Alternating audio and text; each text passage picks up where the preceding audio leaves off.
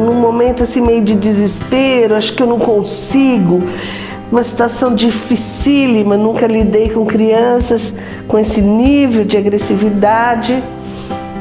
Eu voltei a ler Rogers e comecei a pôr em prática até do meu jeito.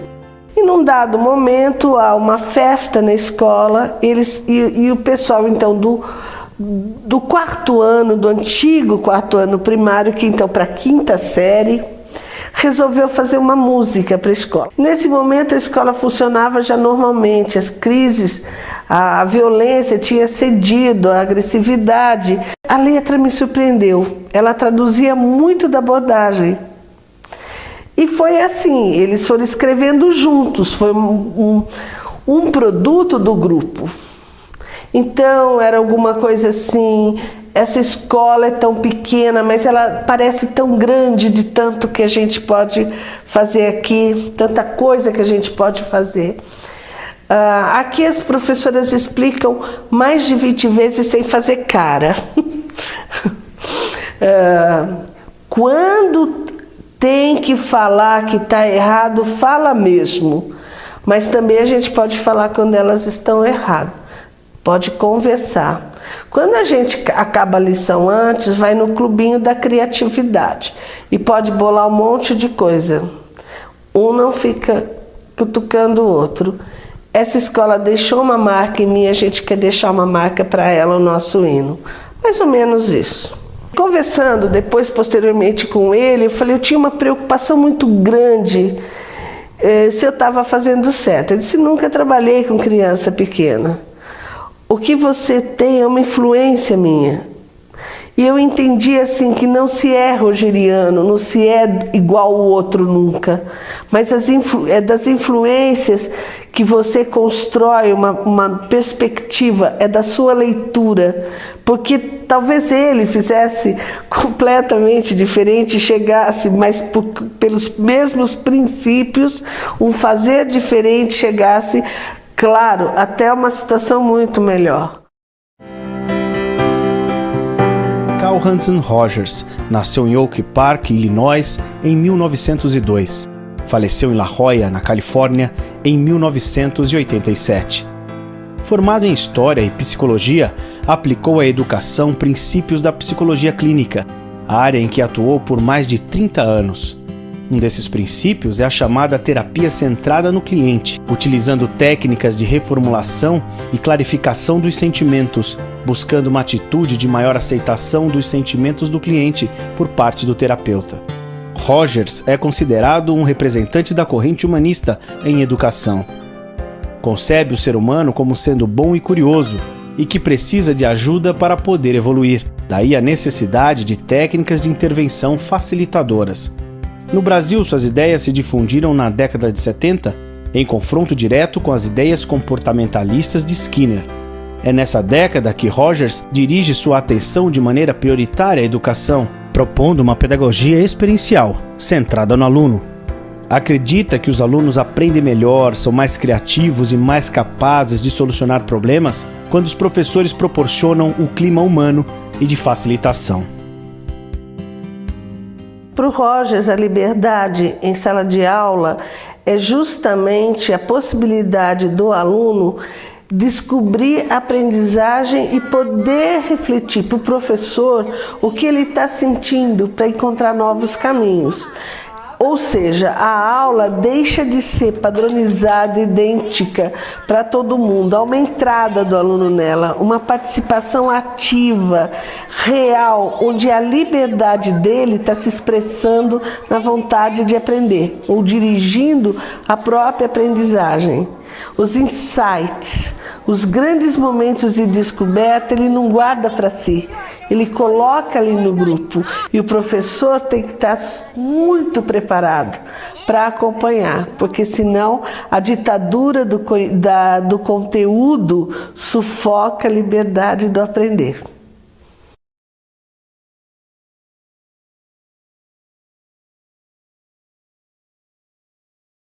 Professor, para ele trabalhar Nessa abordagem, ele precisa desenvolver uma escuta sensível, sensível ao aluno, ao sentido da pergunta do aluno. Ele precisa ter uma certa paciência, um compromisso com essa escuta. A escuta sensível é escuta sem julgamento. É escuta capaz até, se for um caso de uma brincadeira, de uma falta de atenção, colocar o limite, mas primeiro ouvir. Isso é extremamente importante. Essa escuta que vai se fazendo sensível ao ato de aprender e ao significado que essa aprendizagem vai ter na construção dessa pessoa. Para Rogers, é uma pessoa em construção, não um aluno construindo apenas comportamentos acadêmicos. Quando alguém exprime um sentimento, uma atitude ou uma opinião, nossa tendência é quase de imediatamente sentir está certo, que besteira ou não é normal. Raramente permitimos a nós mesmos compreender precisamente o que significa para essa pessoa o que ela está dizendo.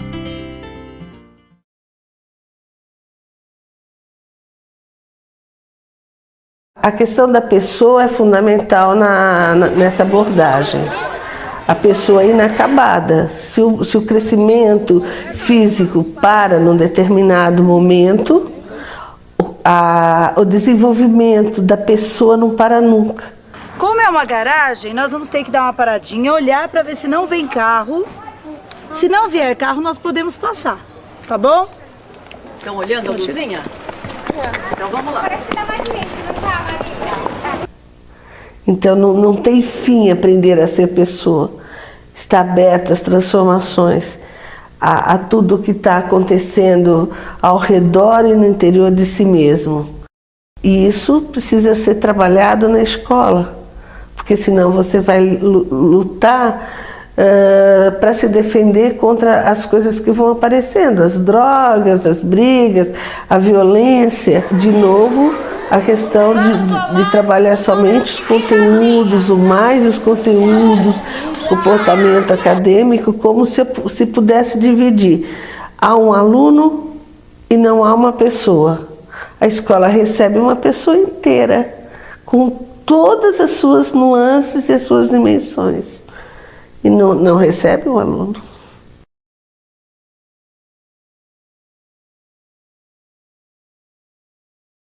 A facilitação significa uma situação em sala de aula em que o professor se coloca, porque ele tem uma escuta sensível, um olhar sensível ao aluno como indivíduo e ao grupo como um todo, e pela empatia ele vai fazendo com que a aprendizagem seja conduzida de uma maneira em que ele funcione não como aquele que ensina, que cobra, que enche o pote do aluno de conteúdo, para depois ele poder cobrar, mas é aquele que vai ensinando e vai conduzindo de uma forma consciente, rigorosa e afetiva o aluno a aprender e a entender o significado, criar sentido,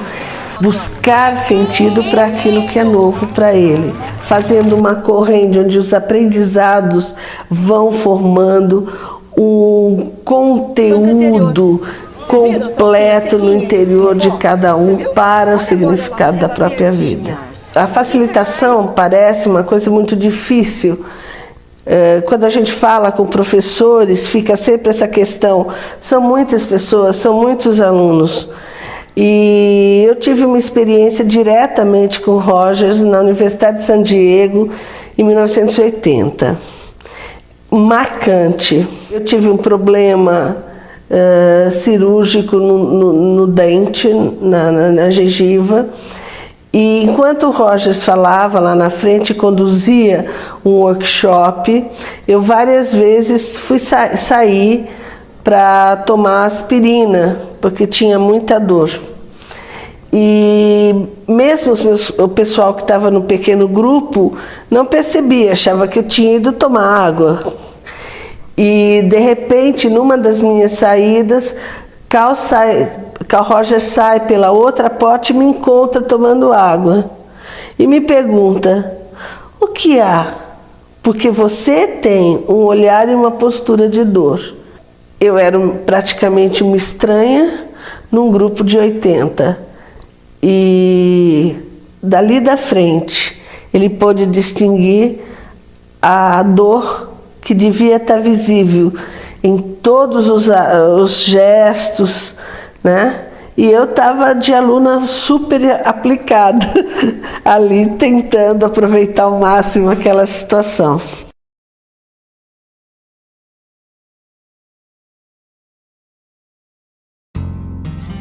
Quando tento ouvir-me e estar atento ao que experimento no meu íntimo, quanto mais procuro ampliar essa atitude de escutar os outros, mais respeito sinto pelos complexos aspectos da vida.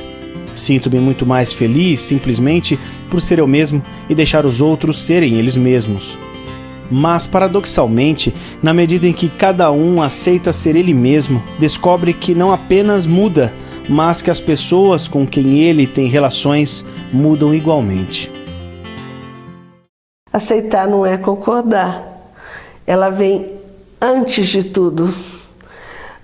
Aceitar que as pessoas são diferentes, aceitar que as pessoas têm momentos que não estão idênticos aos nossos. O professor está dando aula, ele tem certeza que ele fez o máximo, mas o comportamento de alguns alunos fere, porque os alunos não estão reconhecendo isso. Como é que é essa história, né, na cabeça dele? Só que há um momento em que precisa compreender e aceitar que as pessoas estão com os seus outros conteúdos ali, dialogar aceitando o outro, olhando para o outro, é diferente de concordar. O concordar pode ser um lavar as mãos. Vocês não querem aprender? Dane-se. Nunca na abordagem seria isso. E eu até posso dizer para o aluno: eu concordo, eu entendo o que você está passando, mas não concordo com a forma como você está manifestando. Em princípio, ele se sente aceito. Isso deve ser muito difícil, é um momento difícil para você, mas esse seu jeito de manifestar, eu não posso concordar. Então, você não pode agredir o outro.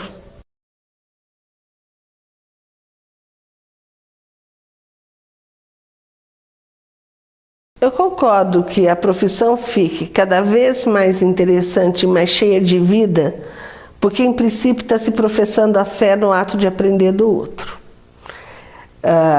O grande problema é que o professor precisa se preparar para um outro paradigma.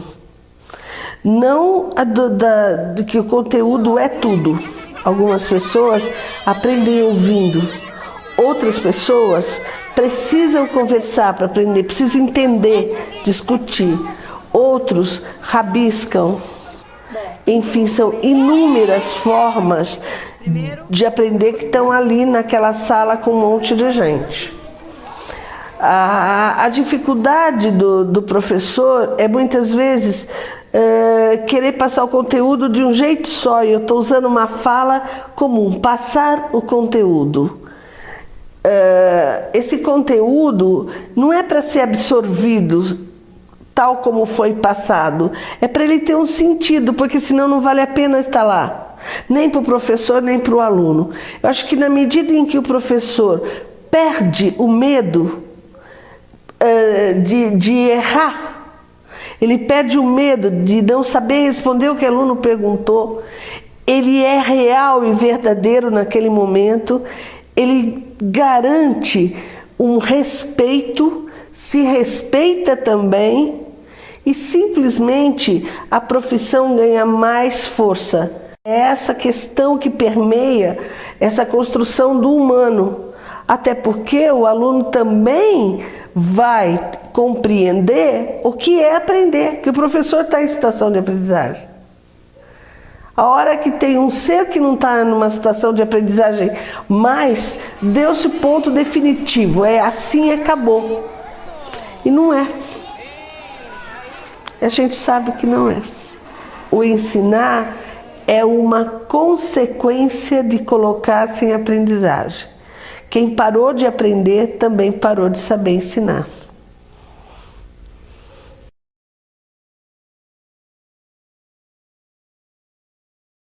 Um menino com uma dificuldade muito grande afetiva, uma criança muito complicada, com muita dificuldade, então, de conviver e de aprender. Isso mostra que essas coisas andam meio juntas, conviver e aprender. Aos poucos, fomos trabalhando com ele, com a mãe. Ele era um menino submetido a castigo muito grande, olhar no milho, tal, menino que não trabalhava muito bem as emoções, não chorava, não ria, sempre muito fechado. E num trabalho dele junto com a mãe, confessando junto, e ela disse que iria começar a fazer o que nós fazíamos na escola, dialogar, colocar limite, e não ia mais bater, nada disso.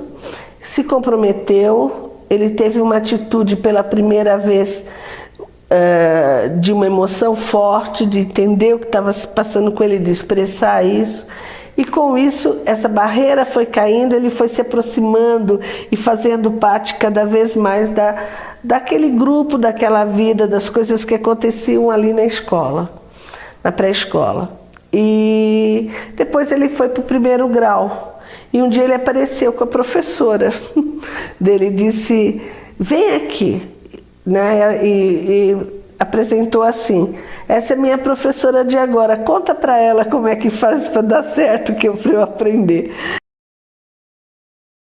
A experiência é, para mim, a suprema autoridade. Nenhuma ideia de qualquer outra pessoa, nenhuma das minhas próprias ideias, tem a autoridade de que se reveste a minha experiência. Sinto que o único aprendizado que influencia significativamente o comportamento é o aprendizado autodescoberto, autoapropriado. O poder pessoal é esse poder que você que é só seu, por isso é pessoal. É você se colocar no mundo e dizer, olha, eu estou aqui, eu preciso disso, eu quero isso. Não é um poder ditatorial, não é um poder hierárquico, não é poder atribuído pelo outro, dado.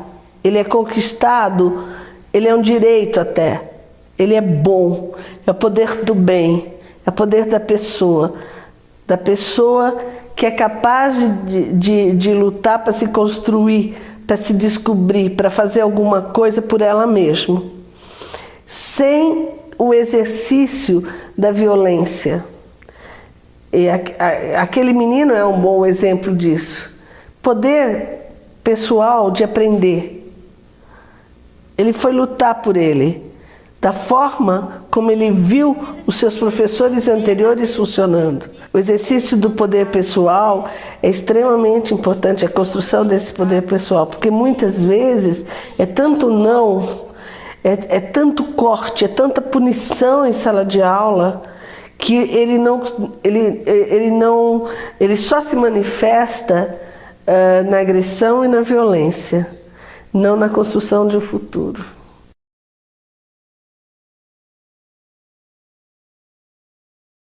O professor ser congruente faz parte das suas características de facilitador.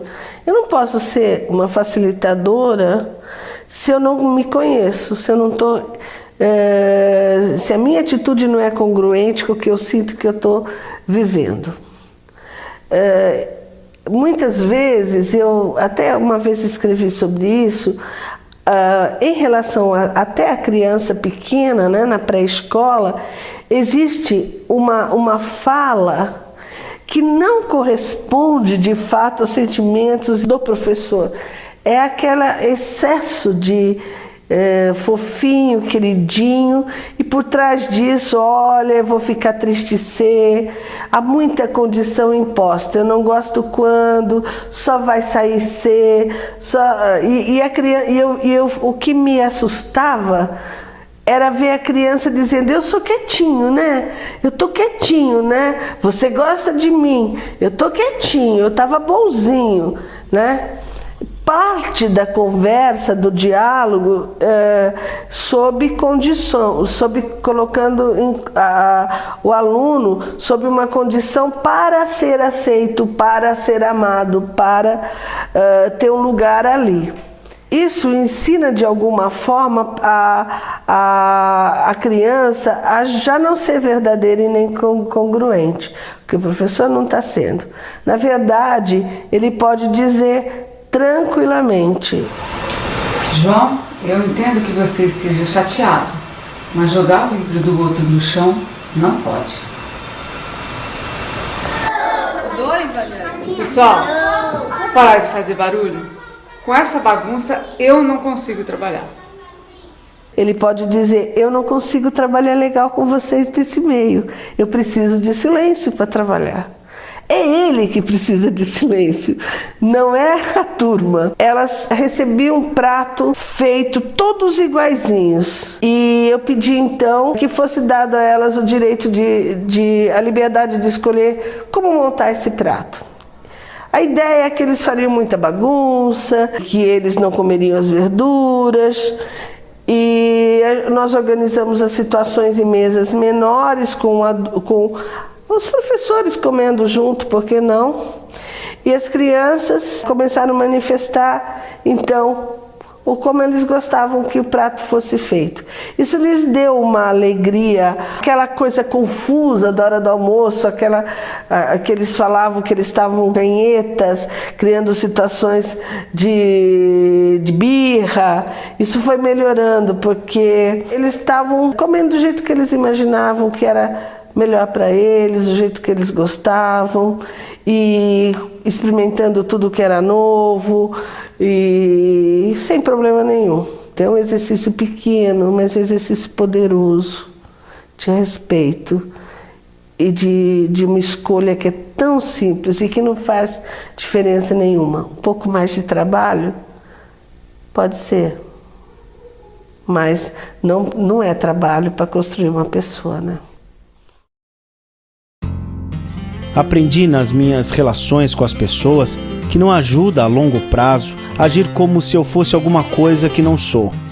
A aprendizagem pode ser facilitada se o professor for congruente, se ele for a pessoa que verdadeiramente é e se tiver consciência plena de suas atitudes.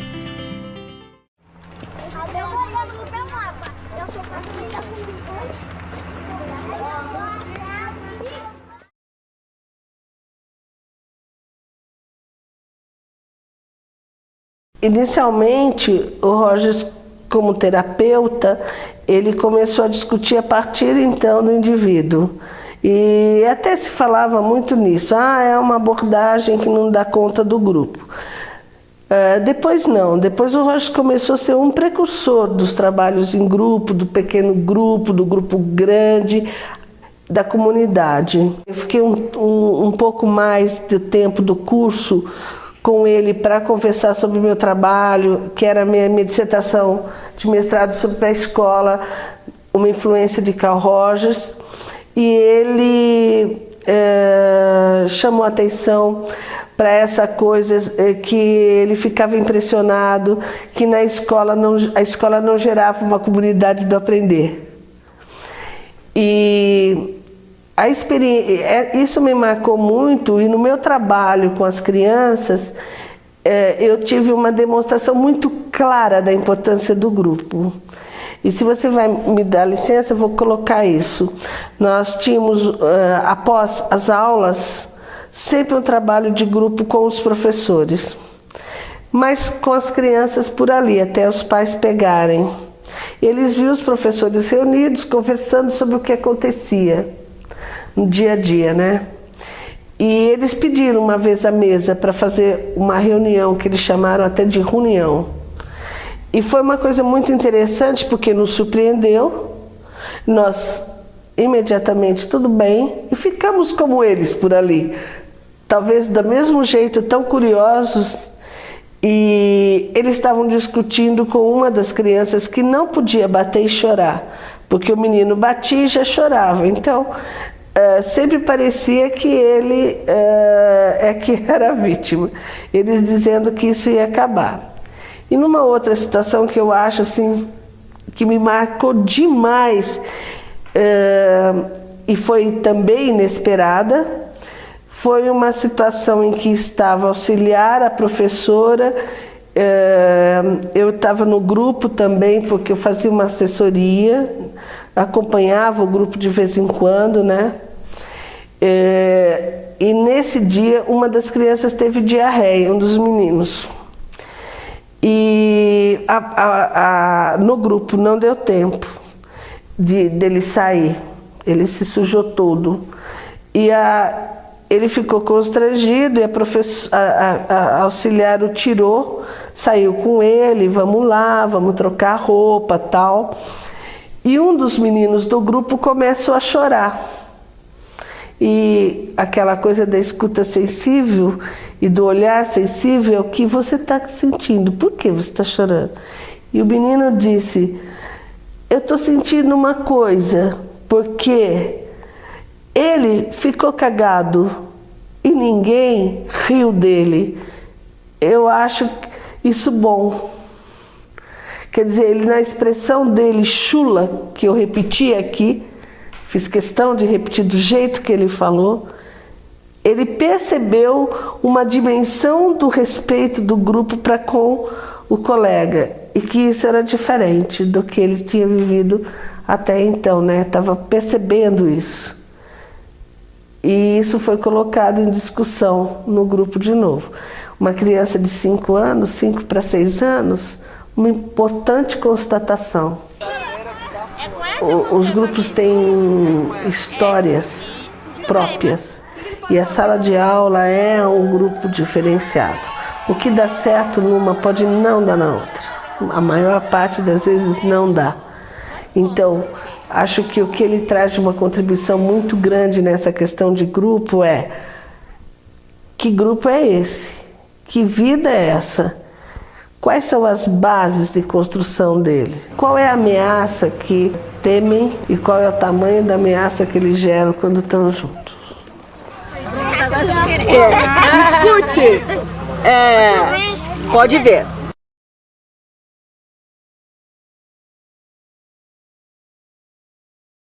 O limite não é podar a pessoa, impedir, mas é aquele momento em que há uma parada necessária. O limite, ele protege.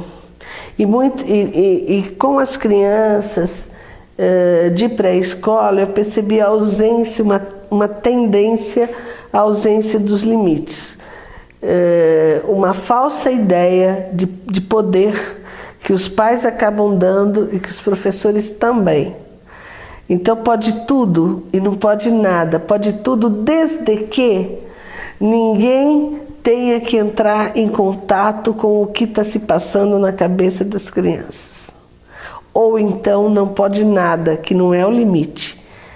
O limite é um não necessário e não um festival de recusa. O limite tem sentido, que diziam que as crianças saem da frente da televisão. Eu dizia, minha senhora, tem um botão que desliga, é o mesmo que liga. Sabe, se foi ligada, é possível ser desligada. É o mesmo botão.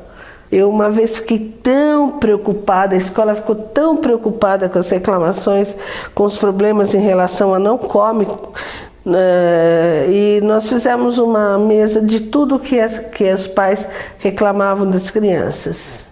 Salsicha, doce, não sei o que, não sei o que, não sei o que. Primeiro convidamos os pais a tomar um lanche e fizemos uma observação e depois pedimos que eles dissessem como eles comeram. A maior parte comeu desordenadamente, comeu só xixi, depois comeu doce, não sei o que, não obedeceu aquela ordem que eles queriam, né? Então, possivelmente, não havia uma coerência e uma consistência na fala deles dentro de casa.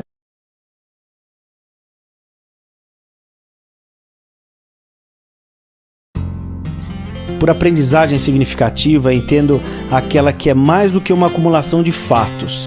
É uma aprendizagem que provoca uma modificação, quer seja no comportamento do indivíduo, na orientação futura que escolhe ou nas atitudes e personalidade. Verifica-se mais facilmente uma aprendizagem significativa quando as situações são percebidas como problemáticas. Uma preocupação que existe em relação a essa abordagem é dela ficar muito mais no lado emocional, do comportamento, e deixar de lado os conteúdos importantes para que os alunos tenham acesso, então, às carreiras, a tudo isso. Mas isso não é verdade. É uma condução de um processo, de uma forma diferente, que não diminui a importância do conteúdo, apenas não deixa que ele dite as normas. E se ele não tem significado, ele é esquecido. Às vezes os alunos dizem assim: você perguntou uma coisa do bimestre passado e daí eu errei. Ora, mas um bimestre já errou. É que ele quer saber se não vai cair a matéria do outro bimestre, que ele já devolveu, que a famosa educação bancária do Paulo Freire, ele já recebeu e já devolveu e já ficou vazio de novo, com vagas lembranças. Isso não é uma educação de qualidade. Uma educação de qualidade é levar a pessoa também a buscar, na sua liberdade de aprender, mais elementos para construir aquilo que está sendo discutido, que está em pauta. O indivíduo hoje, nunca se falou tanto que a sociedade muda rapidamente, não tem mais um lugar no futuro para ele pré-determinado. É esse conteúdo que põe o aluno lá. Eu estava falando com um educador que disse assim: eu fiz as melhores escolas, mas eu não sabia que eu ia lidar com anorexia, droga, violência, nesse nível dentro da escola. A escola é uma surpresa também para os próprios educadores. Acho que tem que encontrar caminhos. Não estou dizendo que esse seja o caminho certo, mas que precisa redefinir caminhos, sim.